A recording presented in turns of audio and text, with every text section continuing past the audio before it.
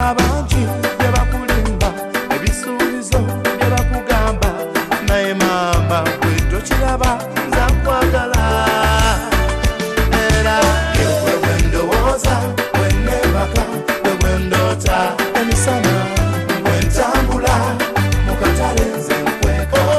Okay, kale cruise exclusive koli webali nnyo kubeera nno ng'otwekuumiddeko nno munnange y'ensonga lwaki naffe tujja kusigala nga ate tukuweereza teweerabira tuli proudly powered by Biva Organic abantu basonga wali access building opposite Sojovaro Hotel Lubaga Road gendayo nno munnange obeere ng'ate bakujjanjaba ensonga z'okuba ng'ate olwala zibeere ng'ate zikendere endwadde zonna musawo Richard Senjobe azikolako bulungi nnyo awo nno kwe twegatteko ne Marus Bridals okusonga wali ku Anity Plaza nti akola bulungi ddala mwegatteko gwe ayagala gomesa ennungi obeere ng'ate osobola okuba ng'ate oyitawo ensonga zibeere ng'ate naawe omukolo gwoba ng'onyuma bulungi nnyo Anity Plaza level 1 level esookera ddala kwali kale okwotadde ne bannaffe abamiyadi bagamba nti zigo kye baleese twalongoosezaamu enkola yaffe teringa ng'eri ate ebizigo byajjidde ddala ku market nga bingi ddala kale weebale nnyo kale olunaku olwaliro ku show tuyina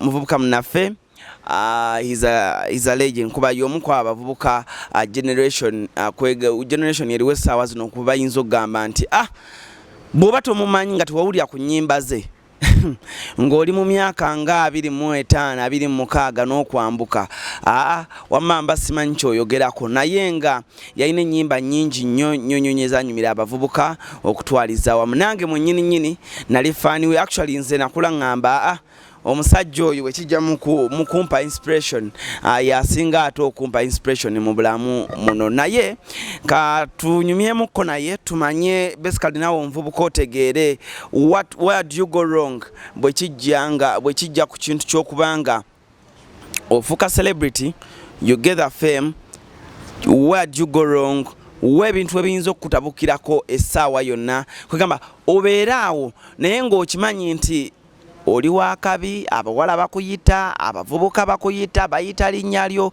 naye wawo osobola ate okubanga okkiririra omwami ne bwe njogera erinnya buli omu alimanyi omwami Qute Kaye gwe tuyina olunaku olwaleero sooka obuze ku batulaba.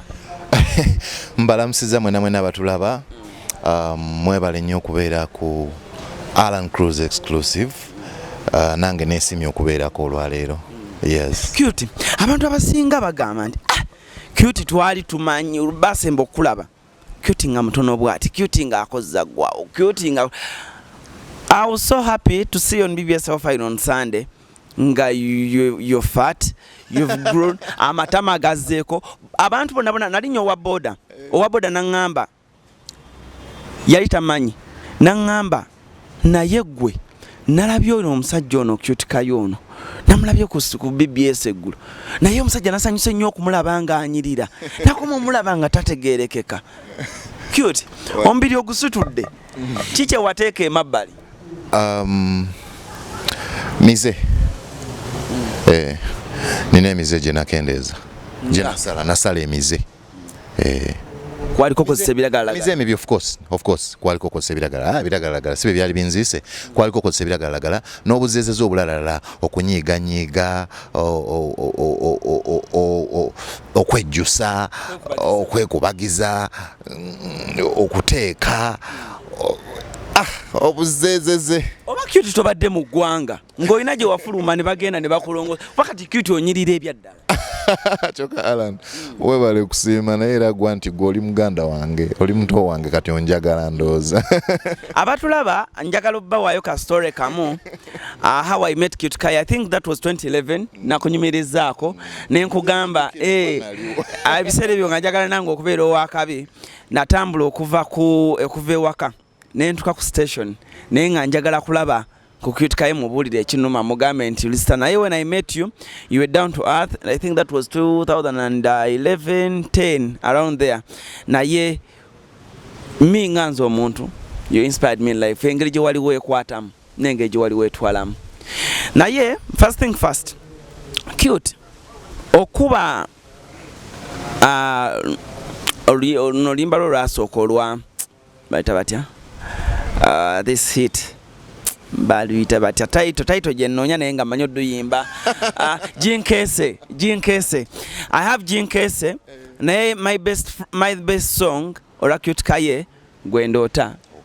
Then I have Ina kati ne that one mpamu nze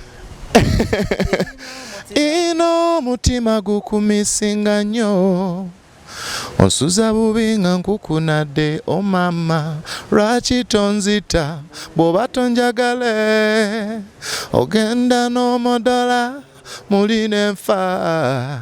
Oyina kize wali okuba mu nnyimba zo Qute Kaye ng'owanika mu gwendo to oyina kije wakuba naye ng'owanika bwoti ezo kyozo kyazisobola.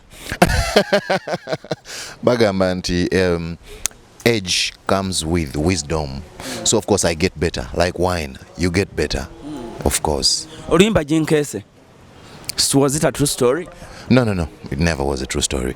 I don't know if I should go back to that story, but no, it wasn't a true story, of course. Jinkese was a scenario. Nabuuza abaana nali mbeerawo Ugolobi kati nalina abavubuka bangi bakwano bange nga basomerawo ku campus nga balina ennyumba ennene so nga sometimes tubeerawo ne tuteesa ne tunyumya emboozi so ne mbabuuza nti naye lumu waliwo scenario bwetyo omu yalina girlfriend najja okukyala n'atasangawo boyfriend we atamusangawo ono n'amuyingiramu ne banyumya emboozi n'amala nga amutute mu kisenge. So after that ne mbabuuza naye how would you feel nga kibadde bwe kiti. So anyway briefly ne tunyumya emboozi buli omu nabako kye yayogera. After that nze ne nkwata gita ne ntandika okulooza ebigambo bwe nti ne wawa that guy. Anyway, yes, nentandika okulooza ebigambo. Was it your first song in life? No. Before Jinkese nali nkoze Mother Africa ne Hip Hop All Stars. Nga tuwangudde oba ne Kora Award. Yes. Oh Mother Africa and my brothers, tell our sister to come on together. Nga nkoze Better Tomorrow. Nebera nominated mu Kisima Awards for Better Tomorrow no wakona unique. Yes. Mubagambe banarana atela banekuma let's fight for a better tomorrow. Yes, so nada si Jinkese si yali asose. Better Tomorrow yasoka Jinkese? Yeah. Sure. Of course. Okay. Then when do you do a song with Irene Namubiru? It's on the very album ya Jinkese because Jinkese was an album. Kwaliko ennyimba nnyingi endala. What happened? Temwatu a video. At that time we both were very busy. Yeah. Kati musobola kirowoozaako essaawa zino Irene Namubiru ne mutukolera video eyo kuba oluyimba mwatuleka mulo.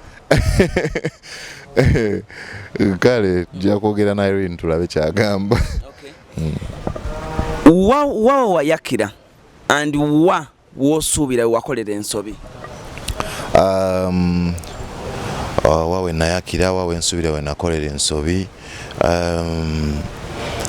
Wogambira nti wano Qute actually we nakolera ensobi simply sisobola kugamba mwaka guli naye we natandikira okukozesa heroin ne crack awo we wali obuzibu. That was the downward spiral. Kati awanti kati omanyi eriyo omwana ekintu nga bwekyogera mu luzungu tajja kitegeera bulungi heroin ne crack ye ayinza okuloza crack lwerugize olwatise mu kisenge. Kakati Halloween tulina luno olunaku lwa Halloween. Kakati ayinza okuba agamba Qute Kaye yagendako mu mizimu negimuleetamu crack.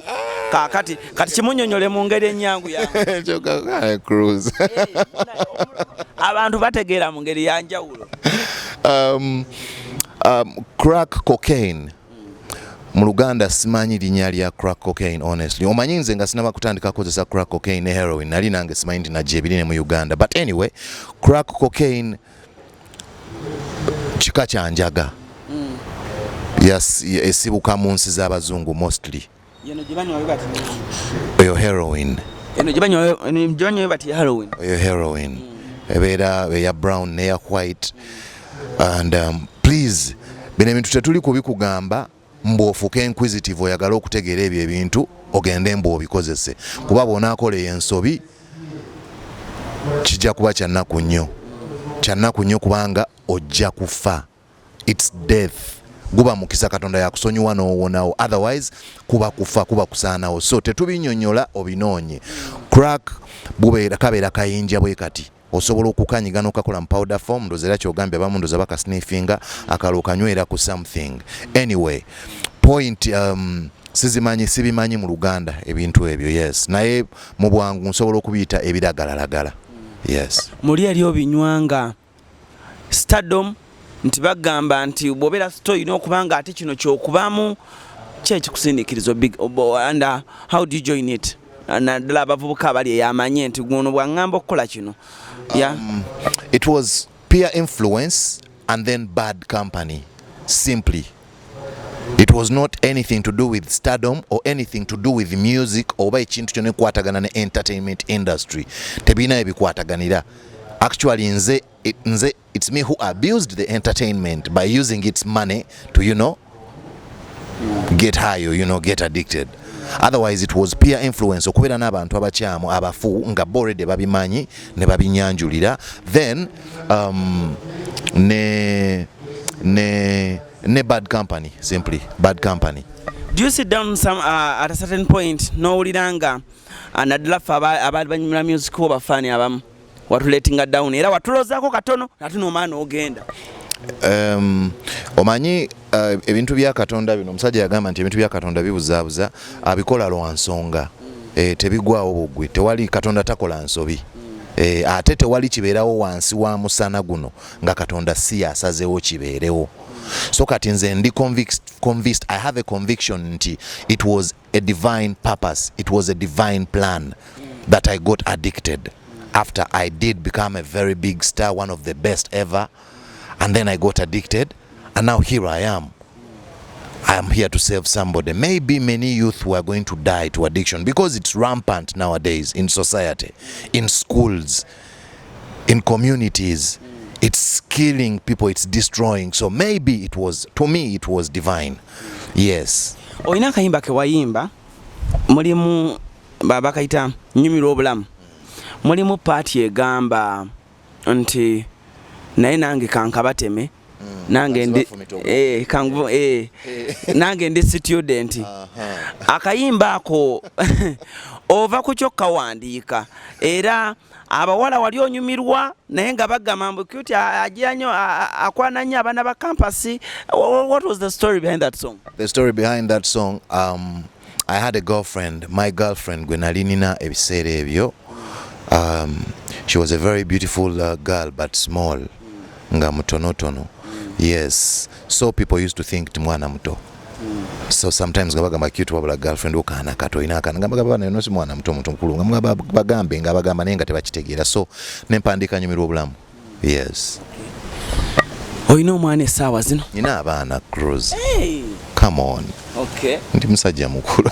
Okubeera awo nga weekuuma nga weekuuma. Embo nga weekuuma okuva ku kukula nina abaana. I do.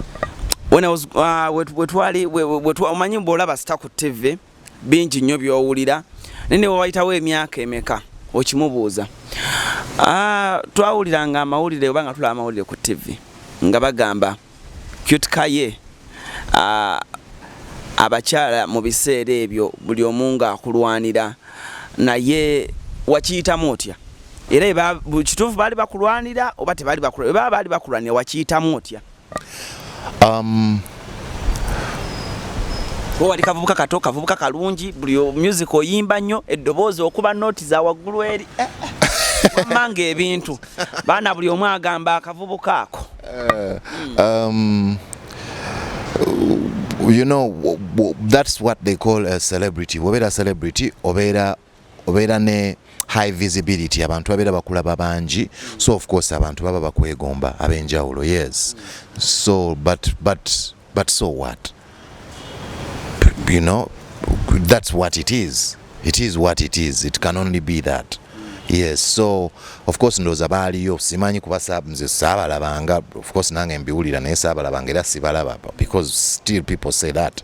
They tell me that even right now. They say it. Bwenkulaga kati beboogera oba ku page yange yonna yonna, they are saying things of the sort. But it cannot really matter. it cannot really matter. It is a good sign that people are appreciating what you're doing. It's simply a sign that what you're doing is all right. You're on point. Yes. You're one of those artists abatandikira mu church. Yeah. Ki ekyakujja mu church? Actually, people just didn't understand that. Otherwise, mu church serve. I just stopped singing in church for a while. Nentandika okuyimba secular music because naina nga mpulira I have more to do than in church. Emabega mu church nga balina ebika bya music bye batakkirizamu. Bali tebakkiriza rap, bali tebakkiriza raga, bali tebakkiriza nga waliwo amateeka mangi mu church. Yes, so me and a few other guys abali bayimba ebiseera ebyo ne tugamba yabange ffe twetaaga to grow up to do some more. I feel I can do some more ne tufulumamu for that. Yes, otherwise mu church nkyalimu. Mwendi Pastor Kayanja, ebintu ebyakomawa wali ku church twakulabanga ogendayo mu worship team mwoli kati oyingidde team, all of a sudden Qute Kaye avuddeyo. What went wrong? Actually right now sijja kukyogerako at all. I will not comment about it at all, but Pastor Kayanja, he's my godfather. He's my godfather and he's one of those great men ever that I've met. Yes.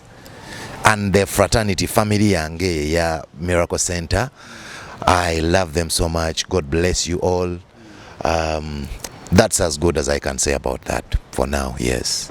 For your fans out there, the ladies that used to admire you, abakyala abakwegomba naffe abavubuka abaali bakulabirako nga tugamba nti banayo singamba nkulo bwe mansobola okuyimba nenyima nga Gaye oyo, bwe mansobola okwambala nenyambala nga Gaye oyo. Waliwo time we yatuuka nga omuvubuka bwagamba nti njagala nnyo Qute Kaye n'omuzadde ayinza omugamba nti tambula ofulume enju yange. Qute Kaye bamukutte, simanyi Qute Kaye abbye ettaala. Qute Kaye simanyi akoze bino. Qute, bino ebintu ebimu obijjukira wozita abamu bayinza okugamba, abamu ssaawa zino bayinza n'okugamba nti was it a stunt, was it real? Like kale zibula abantu amu amaaso. Kyenyinza obagambako ebyo ebintu byonna Yesu singa teyafa ku musaalaba teyandiwangudde kufa. Tetwandisobodde ffe kufuna mulokozi. Tewandibaddeyo mulokozi mu nsi muno. Twandiweddewo ffenna. Otherwise yalina okukubwa emiggo ne bamuwandulira amalusu ne bamufumita mu mbiriizi ne bamukuba atalina musango gwonna. Naye naafa n'azuukira ffe tuwonyezebwe. So ebyo nabyo byabaawo era bonna abaabiraba baabimanya. Ku ssaawa eno ye ssaawa y'obujulizi obw'okumanya nti obulamu bukyuka ssaawa yonna kiri gy'oli. Osobola okuyita mu mbeera enzibu embi ennyo naye singa osigala ng'onoonya eryo eddirisa erigguddwa ensonga lwaki ekyo kibaddewo, osobola okubeera ow'enjawulo, osobola okukyusa obulamu, osobola okuwonya obulamu bw'omuntu. Yes. Sijja genda nnyo mu family gundi, mu family issues and going so personal mu family yo. But ekibuzo kye nali agadde okubuuza nga I need an answer yes or no. Are you still with Pretty Glow? Is she still your wife? Still that question nachira sobola kuwa answer Cruz. Yes, because you know that's the thing. Kubera komba nino kwogera ebintu ebirala which is not good. Yes, which is not good right now. Kyekidako mbulamu obwo Qute kati sawa zino ekyera kye watandise. Ekidako mbulamu bwange kirigenda maaso already. Another Chance Foundation. Yes, what we are doing is we are sensitizing the youth. We are making them aware of the fact of the rampancy of drugs in society. Nti mweziri era tugenda masomero, tugenda mu rehabs, tugenda mu communities, tugenda mu makomera nga tuyamba abantu, nga tubagamba, nga twogera nabo, nga tugabana nabo amawulire amalungi nti balina omukisa ogwokubiri. Kisoboka kubanga obulamu Katonda atuwa omukisa ogwokubiri eva fenna. Tekimata nga nsobi ki gye wali okoze mu bulamu bwo, omukisa ogwokubiri weeguli gukkirize ogutwale. So tutambula nga kye twogera, tusensitizinga, tubagamba nti banaye ebiragalagala si birungi, naye bw'okkiriza amaanyi ago agali waggulu ge bayita Katonda n'okomitinga naawe n'osalawo no taking a responsibility obulamu bugenda kukyuka busobola okukyuka era buli kukyuka. Yes, industry yedda ne kati sawa zino watundako ku album. Yeah, of course. Kyekyawukana mu ntunda ya music n'ennaku zino era gw'olaba generation yammwe biki bye mwafuna byolabanga this time round bisumbuwa omuntu kati nga gwakoma mu music ngolaba bigenda kusumbuwa totally? Actually tewali, I think buli kimu kyayongera kwanguwa bwangwi okujjako nga bw'oba tomanyi kuyimba obeera oziguddemu, otherwise bw'oba omanyi okuyimba buli kimu kyagonda. Music kati ali digital, omutunda ku internet, si bye bino bye twali nga omuguza akasiwuukira ne Abitex. Kati osobola omutunda ku internet, osobola okukola bwoti, buli kimu kyagonda bugonzi. Yes. Album yasooka wagitunda sente? Nagitunda sente ezimala. Cruise. Album nagitunda sente ezimala nenzikolamu ebintu ebingi. Nagitunda sente ezimala. Okay. Actually album yange yasooka sente ze nagitundamu nagulako poloti. Okay. So yeah, nagulako poloti nengulako kyekirala. Album yange yasooka nengulako n'emmotoka. I think it was my first car. Yeah.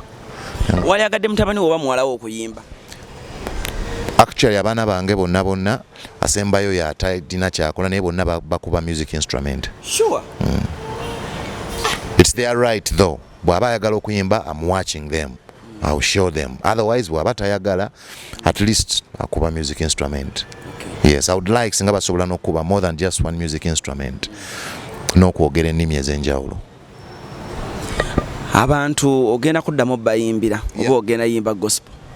Ngenda kuyimba, of course. Ndi kuyimba. Bantu bali bamatira omukwano Qute nga bw'oyimba ku mukwano omuntu atula n'awuliriza. Era nyimba. Nyimba. Nga tunamaliza interview yaffe olunaku olwaliro tuyinza vva wano ng'abantu tobakubiddemu kayimba kaabwe ke basinga okwagala. Nze paati nesinga okunyumiramu aka kayimba munnaye nejja kwewuunyisa. Parara tapara. Ako nze ge nali mpulira mu luyimba ne mpulira nga oluyimba luweddeko. Parara tapara. Tandika. Nze nkulaba kyolowooza bw'obibala tebikwatagana naye mukwano enseno nga si bwetyo. Aba bangi bye bakulimba ebisuubizo bye bakugamba naye maama gwe tokiraba tinza kwagala era ye gwe gwendowooza bwe neebaka gwe gwendoota. Ne Qute like walina omukwano ku campus. Ezo nnyimba zonna wazimba oli ku campus? Nali actually maze. Nali maliriza, yes. Qute abawala baali bakwagala nnyo. Ogwo omukwano gw'oyimba otera kubanga wali mu love? Actually nina omukwano still ne kakati nina omukwano mungi. So omukwano ogw'abawala oba abakazi naye omukwano ogw'abantu. I've always loved a lot. Katonda yampa okwagala eri abantu. Njagala abalala mbaagaliza mbaagala. Since way back. So kinyangwira okuyimba omukwano. Yes. Kale nga tumaliriza ekibuzo kyange ekisemba nakulaba wali ng'okyabeereye mutungo eyo ke kalo kange wali obeereye mutungo naye nga nkulaba bw'oba ovuga emmotoka obwana obuto ne buyimirira ne bukuyita oyimirira. Qute oyagala nnyo abaana abato? Of course njagala nnyo abaana okusinga abantu abakulu. N'abantu abakulu mbaagala naye munaye simanya abaana bato engeri gye babeera nti bato babeera bali susceptible to learning. So bw'obawa obudde omwana asobola okufuuka ekintu kyonna bagamba nti akakyama amamera. Kagolola kamenyi kabamenyesa. Okutula kakutule kati kyangu nnyo okuyamba omwana omuto than omuntu omukulu of course. Kyova olaba nti ne Another Chance Foundation tufokasinze nnyo ku bavubuka 18 to 35. Kubanga singa ekyo ekizibu kivaayo mu bato mu bakulu kibulawo bubuzi kuba abo abato be bafuuka abakulu. Yes. Kale nenge emikolo gyo kyayimbira ddala? Of course, definitely. Oli mu bandi oba ne CD ebiki? Ekyo nakyo era sijja kukikomentingako nnyo naye of course band. Akwagala akufuna atya era management oba ennamba yonna abakwagadde ku mukolo oba yakwagadde okujja okwa advocating abavubuka? Another Chance Foundation ku Facebook eri Another Foundation. osobola tusanga ku Facebook, ku YouTube, Another Chance Foundation. Era bw'ogenda kujasangako byonna bye tuli okukola, videos ez'enjawulo nga twogera n'abantu mu bifo eby'enjawulo. Another Chance Foundation ku Instagram, ku Twitter, and then our box number is 72447 Kampala. So osobola okutuwandikira sawa yonna yonna ne twogera naawe. Then osobola n'okkuba essimu. Yes, enamba eri 0757 244 178. Okay. Awo wasobola okubanga tubakufuna. Yes. Anyway, your last remarks ezigenda eri abatulaba essaawa zino. My last remarks to everybody out there is life is what you make it. Obulamu buli ekyo ky'obufuula. Ate byoyiseemu bikufuula ky'onaafuuka. Yes, buli kyoyiseemu bw'ofuna ekizibu tandika okumagaamaga. Bagamba nti when God closes a door he opens a window. Bw'olaba ofunye ekizibu noonye eddirisa eryo Katonda lyaggudde, Mukama abawa omukisa. That has been Qute Kaye for you. Social media handles ezizo ng'omuntu. I am Qute Kaye, Instagram, WhatsApp, Twitter, Facebook. I am Qute Kaye. Qute Kaye. Kale njagala kupeera kantemba sibulano olunaku lwaliro Allen Cruz gemanya tuli proudly powered by Miyadi and of course Biva Organic, Marus Bridals and of course Gabrisa's Luxury. Tovaawo Cruise Exclusive kyakuleetera ebintu bingi nnyo ebinyuma naye nga mwebale nnyo abatulabira mu nsi ez'ebweru, Saudi Arabia, Qatar, mu America ne Uganda wano mwena abandabira mu districts ez'enjawulo ne mu arcades ez'enjawulo. Bambi mwebale nnyo, mwebale ddala n'okusubscribinga musibe bulungi, mweraba.